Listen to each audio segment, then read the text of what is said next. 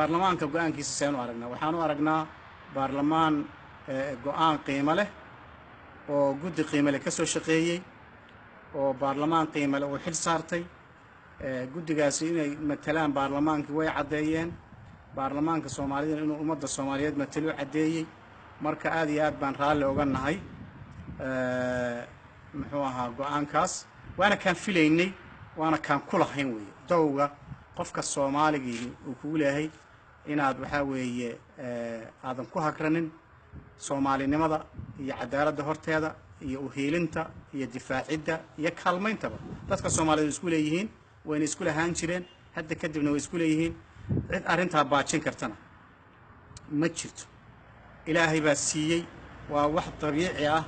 oo ay Soomaalidu u dhalatay marka waxaan aragnaa go'aankaas sida inuu ahaa guddigii baarlamaanka waan u mahadnaqaynaa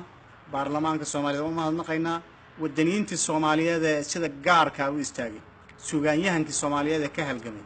warbaahintii Soomaaliyeed ee ka halgantay xubnihii baarlamaanka ee ka halgamay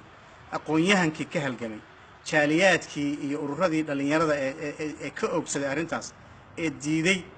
in madax banaanida iyo calanka Soomaaliyeed inuu u jilba joogsado qeyrkiis dadkii diiday oo dhan salaan sharaf baan u diraynaa mahadnaq baan u diraynaa walaal jira oo garabkiina jooga oo abaal idinka tirsanaya oo dad abaal loo gala ah abaal la gudi yaqaana iskuna leedihiin biritana la ismudanayaan nahay sidaas aan leeyahay